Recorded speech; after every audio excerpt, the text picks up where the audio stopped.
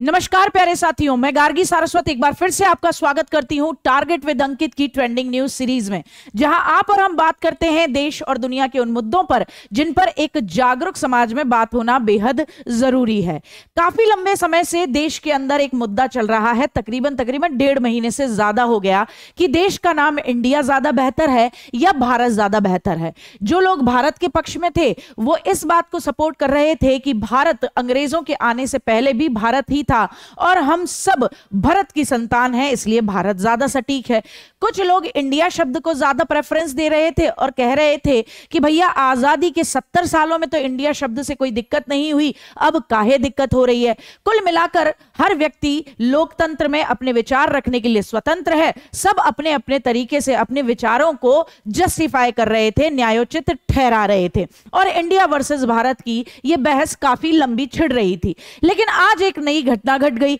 घटना यह थी कि एनसीईआरटी, बोले तो national council of educational research and training, जिसकी किताबें आप लोगों ने जरूर पढ़ी होंगी या तो स्कूल टाइम में या फिर कॉम्पिटिटिव एग्जाम की तैयारी करने में, यानी किसी भी प्रतियोगी परीक्षा की तैयारी के दौरान, उसने आज अपने पैनल के माध्यम से, स्टीयरिंग कमेटी के माध्यम से यह चीज सर्वसम्मति से प्रस्ताव पारित कर दिया कि अब भाई जो भी नई किताबें एनसीईआरटी से छपेंगी उनके नए सेट में जहां जहां इंडिया शब्द लिखा है वहां वहां अब बच्चों को भारत शब्द पढ़ने को मिलेगा। अब हम इसे रिप्लेस कर रहे हैं। अब इसमें देश में यकीन मानिएगा फिर से एक राजनीतिक माहौल चलेगा, अलग तरीके की राजनीति खड़ी होगी कि देखिए भैया, जो भारत को सपोर्ट करने वाले थे वो ये कहेंगे देखिए एनसीईआरटी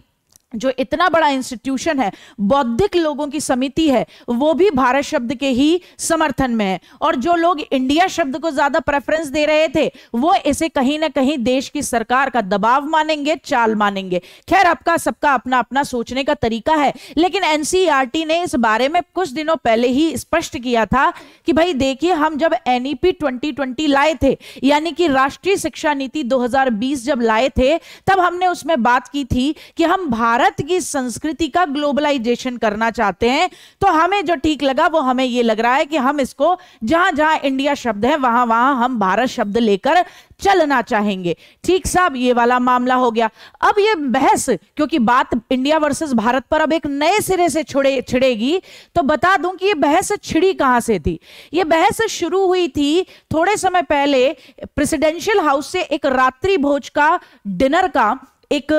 जिसे बोलते हैं ना प्रस्ताव, या आपको आना, इनविटेशन कार्ड छपा था जिसमें लिखा था भारत के राष्ट्रपति का रात्रि भोज। तो इससे पहले लिखा जाता था कि प्रेसिडेंशियल डिनर, और उसमें यह शब्द लिखा होने की वजह से फिर वही सियासी मामला, भारत के अंदर चुनाव जीतने के लिए कहीं पर भी पहुंच जाइए, तो उस मुद्दे को लेते हुए उठा दिया गया कि भाई ये देखिए, भारत के राष्ट्रपति क्यों लिखा हुआ है, इससे पहले तो प्रेसिडेंशियल डिनर लिखा जाता था। उसके कुछ दिनों बाद फिर 5 सितंबर को टाइम्स नाउ के अंदर एक खबर छपी कि भाई जो वर्तमान सरकार है वो संसद में एक प्रस्ताव लाकर कि इंडिया का नाम भारत कर दिया जाए, एक प्रस्ताव लाने के लिए तैयार बैठी हुई है और प्रस्ताव लाकर नाम बदल देगी। और उसके बाद पूरे देश में जो बवाल मचा, अलग अलग बौद्धिक लोगों ने अलग अलग तरीके से अपनी बातों को जस्टिफाई किया। खैर, आप जिस भी बात को समर्थन देते हो, आपके अकॉर्डिंग देश का नाम भारत होना चाहिए या इंडिया होना चाहिए, यह आपकी व्यक्तिगत राय है, जिसे आप कमेंट सेक्शन में बता सकते हैं कि आपको ऐसा